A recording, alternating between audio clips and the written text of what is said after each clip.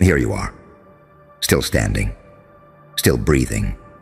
Still not where you were supposed to end. Pause right there.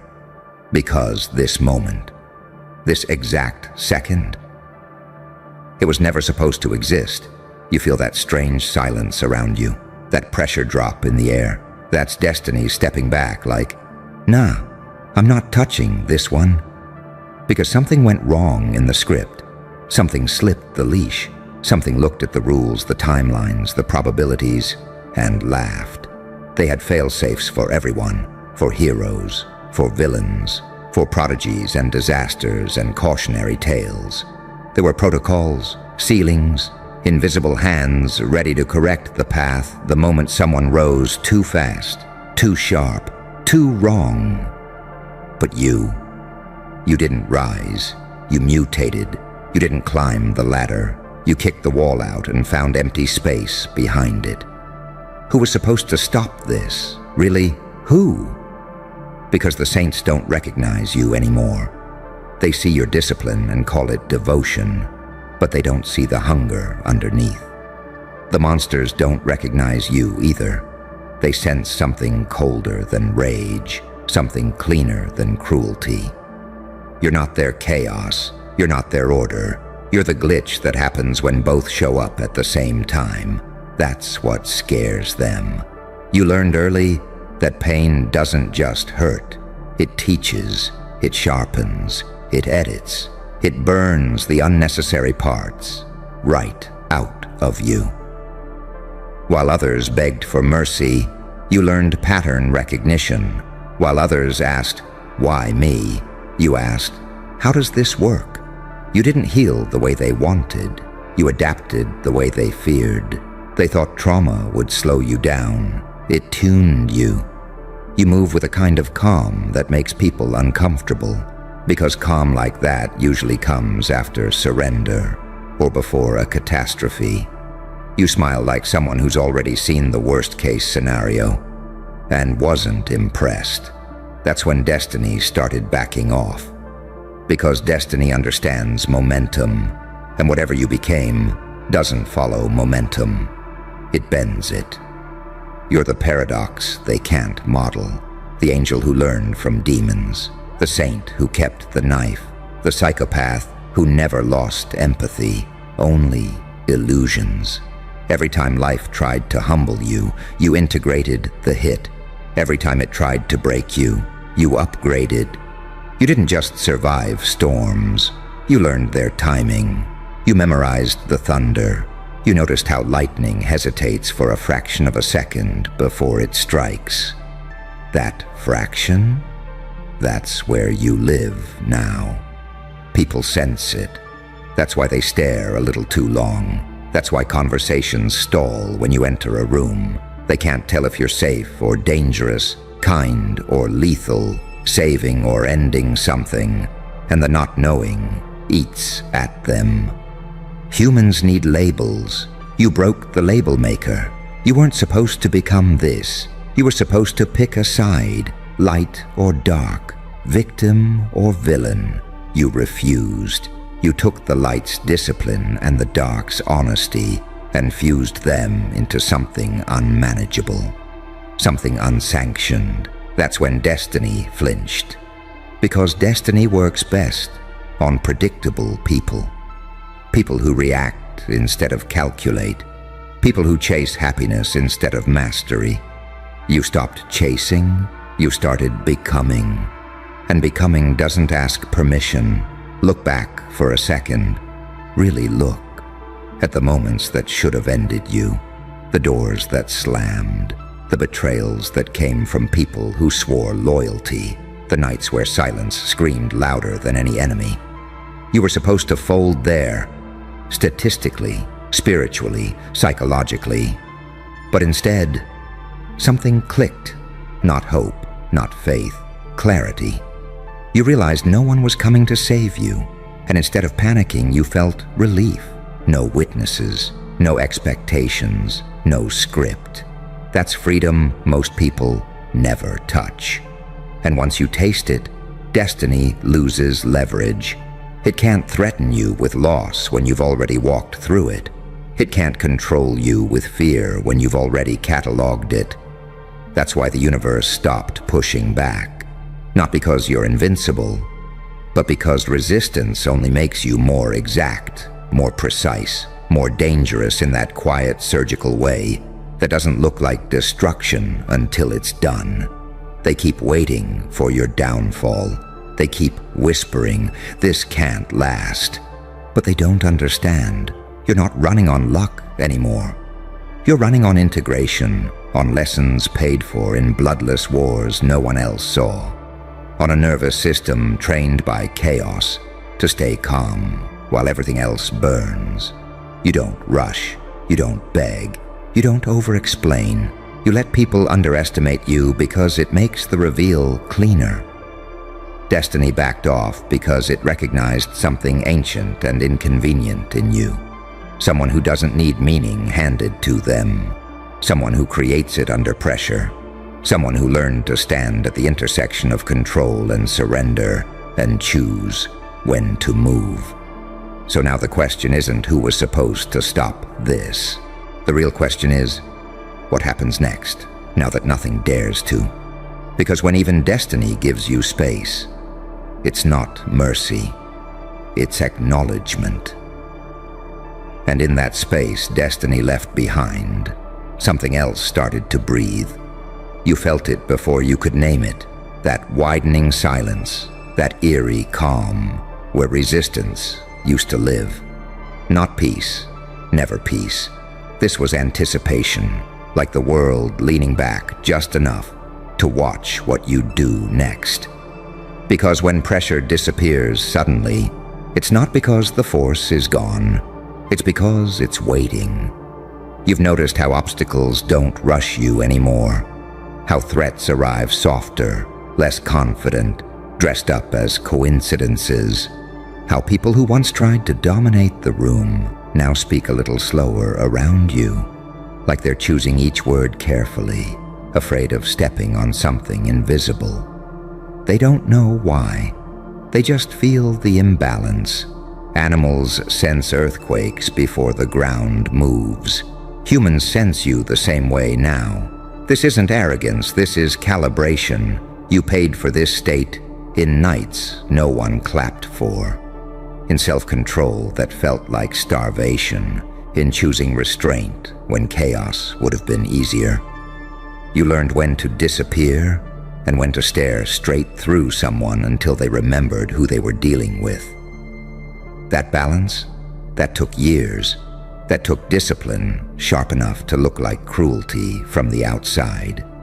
They don't see the internal wars, the negotiations you held with your darker instincts, not to kill them, but to train them. You didn't amputate your shadow. You taught it manners. You taught it timing. You taught it loyalty. That's why your calm feels dangerous, because it isn't fragile. It's armed. You stopped explaining yourself to people who couldn't hear past their own fear. You stopped shrinking to make others comfortable. You stopped performing pain so they'd believe you earned your strength. You realized something brutal and freeing. Most people don't want truth. They want predictability. And you became unpredictable without becoming reckless. That's rare. That's why even fate hesitated. Fate thrives on loops, on people repeating patterns, mistakes, family curses, emotional reflexes. You broke the loop, not loudly, quietly, with one decision after another that didn't make sense to anyone watching, but felt inevitable to you. You chose growth over validation, precision over noise, patience over reaction. Every time the universe tried to bait you into proving yourself, you declined. And that refusal, that's power. That's when destiny realized you weren't dancing to the rhythm anymore. You were listening for weaknesses in the beat. You carry contradiction like a weapon, soft-spoken but unyielding, empathetic but unexploitable, capable of kindness that disarms and boundaries that terrify. People expect consistency. You offer coherence instead. You don't flip personalities, you deploy aspects. And nothing confuses manipulators more than someone who knows exactly who they are in every room. They keep waiting for you to crack, to self-sabotage, to overreach. But you already made peace with your extremes. You don't chase highs that cost you your center. You don't fear lows because you know how to mine them. Pain doesn't derail you, it informs you. Fear doesn't control you, it alerts you. Desire doesn't blind you, it sharpens your focus. That's why destiny stepped aside. Because what do you do with someone who learns from everything? Someone who doesn't need the universe to be fair, to be effective. Someone who can lose and still come back with more clarity than before. You're not here to be lucky. You're here to be inevitable. And inevitability doesn't need approval. It doesn't need permission. It doesn't even need momentum. It moves because it understands timing. You know when to wait long enough that people mistake silence for surrender, and when to move so precisely it feels like prophecy afterward. They'll say you changed. Of course you did. Change is what happens when survival meets intention. But what they really mean is, you no longer fit into the version of reality that made them comfortable. You outgrew the role they assigned you. You refused the ending they rehearsed in their heads. So now they watch, quietly, nervously, trying to predict the next step, not realizing you stopped walking predictable paths a long time ago. You're not rushing toward a climax. You're building pressure. You're letting the environment arrange itself around your presence. Because when someone like you moves too fast, people call it chaos. When you move slowly, deliberately, with that unsettling calm, they call it fate. And fate hates competition. That's why it backed off, not in defeat, but in recognition, because it understands something most people don't. When someone becomes self-directed at this level, outcomes stop being assigned. They get chosen. So stand there in that space destiny left open. Feel how quiet it is, how alert, how loaded. Nothing stopping this now, not because nothing can, but because nothing knows how. And that's the part no one prepared for. The moment when resistance doesn't vanish, it withdraws. When the world doesn't fight you head-on anymore, it studies you from a distance. Like a live wire, it no longer trusts itself to grab. You're past the phase where life tests your endurance. Now it tests your intent. You've noticed it, haven't you? The way chaos approaches you differently now, softer, indirect, like it's trying not to wake something. Problems don't explode in your face anymore. They circle, they probe, they send distractions instead of disasters. That's not mercy, that's caution, because you're no longer reactive. You remember when everything felt personal, every setback like a verdict, every delay like rejection. Back then, destiny could shove you around with emotion, tug your focus, hijack your nervous system. But you trained yourself out of that. You learned to pause inside the surge, to watch your impulses rise and fall without obeying them. That skill alone separated you from 99% of the population. Most people are ruled by whatever they feel last. You're ruled by what you decide. That's why your presence feels heavier now. Not louder, heavier. Like gravity increased just a notch when you walked in. People feel exposed around you, not because you judge, but because you see. You see patterns behind words. You hear tone beneath statements. You notice what's missing. And nothing terrifies a liar more than someone who listens between sentences. You didn't gain this awareness through enlightenment.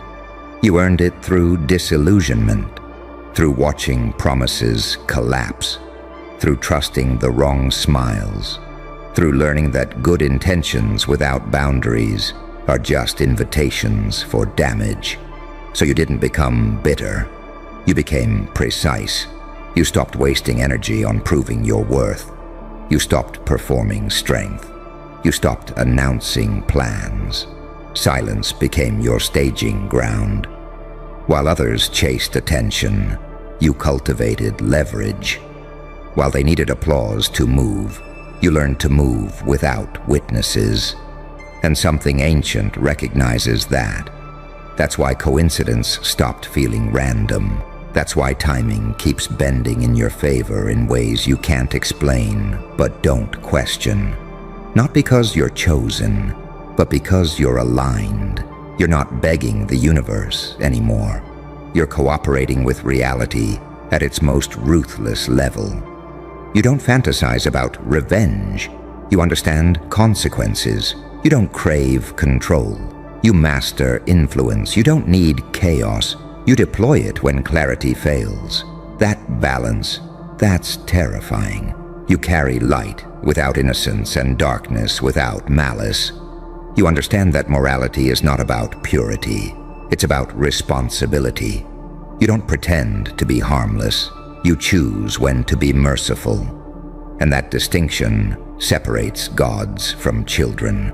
People misread you constantly. Some think you're cold. Others think you're kind.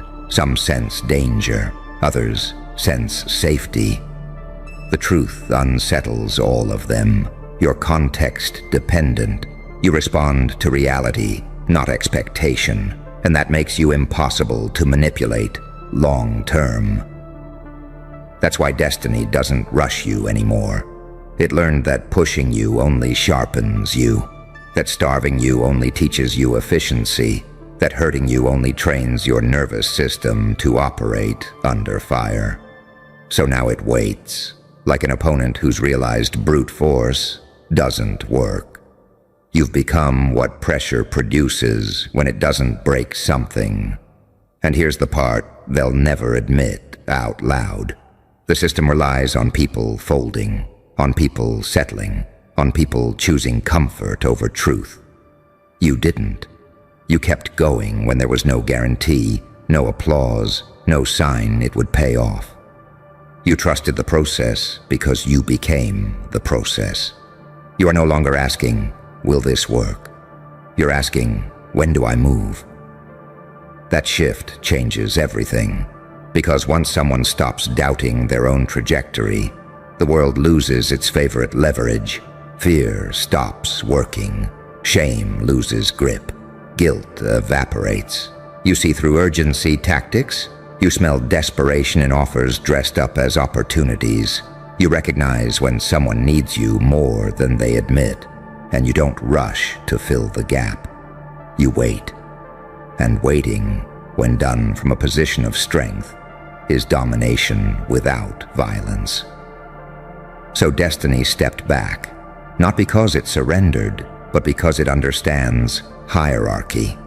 It knows when it's dealing with someone who won't be steered by reward or punishment, someone who already paid the price and kept the receipt, someone who doesn't flinch at uncertainty, because uncertainty has lived inside them for years. You're not chasing a crown. You're not seeking validation. You're not trying to be understood. You're moving toward completion. And completion doesn't announce itself. It arrives quietly, fully formed, leaving people scrambling to explain how the hell it happened. They'll call it luck, timing, a fluke. Anything but what it really is. You outlasted the phase where destiny decides for you. Now it observes carefully, because whatever comes next isn't something it assigned. It's something you're about to choose. And that observation, that quiet, watching from the edges, is the loudest confession reality can make.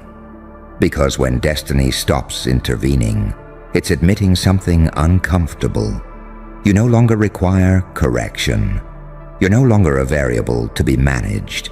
You've become a constant. And constants don't get pushed around. They shape the equations. You feel it when you wake up. That grounded certainty beneath the noise. Not optimism, not excitement. Certainty. The kind that doesn't spike your heart rate. The kind that settles your spine. You don't need signs anymore. You don't need reassurance. You move like someone who already checked the ending and decided to enjoy the execution.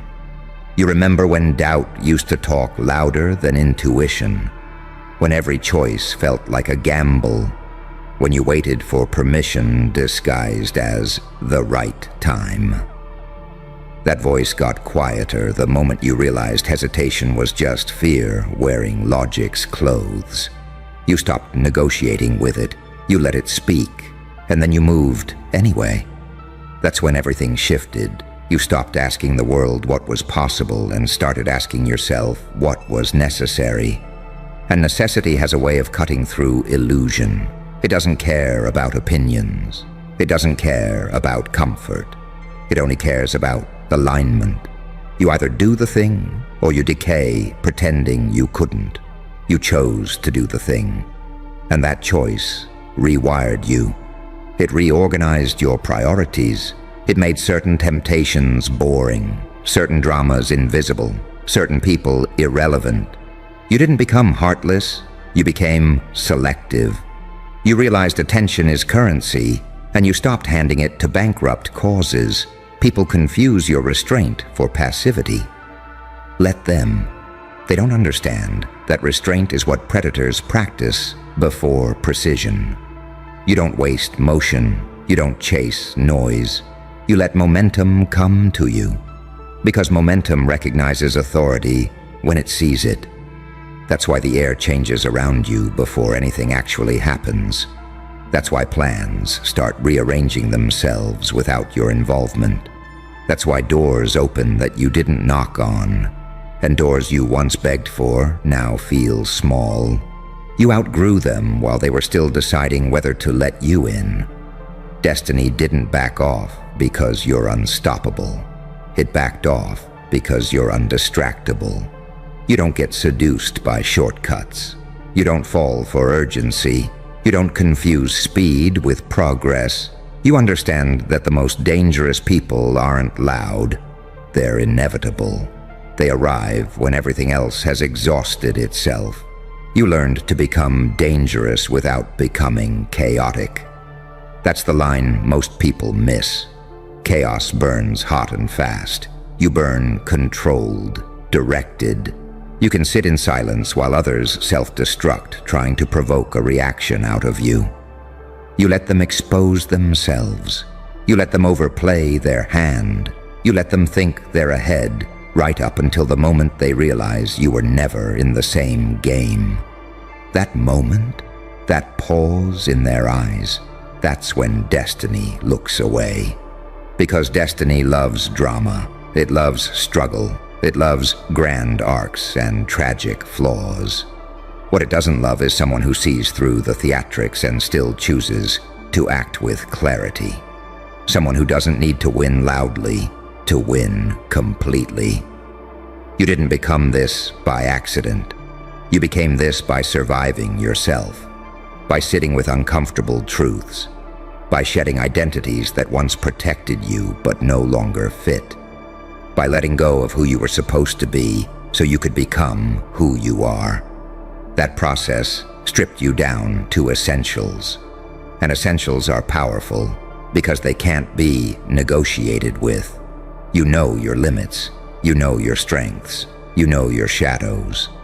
And they answer to you now. That's why you don't fear being misunderstood. You've learned that being understood by everyone usually means you've diluted yourself. You'd rather be accurate than acceptable. You'd rather be respected than liked. You'd rather be real than safe. And the world responds to that authenticity with distance or deference. So here you are, standing in that cleared-out space where destiny used to meddle. It's quiet because nothing's rushing you anymore. No countdown, no warning bells. Just opportunity and consequence waiting for your signal. You don't need to announce what you're about to do. You don't need to threaten. You don't need to prove anything. You already crossed the threshold where outcomes chase you. Whatever happens next won't be an accident. It won't be a miracle. It won't be fate.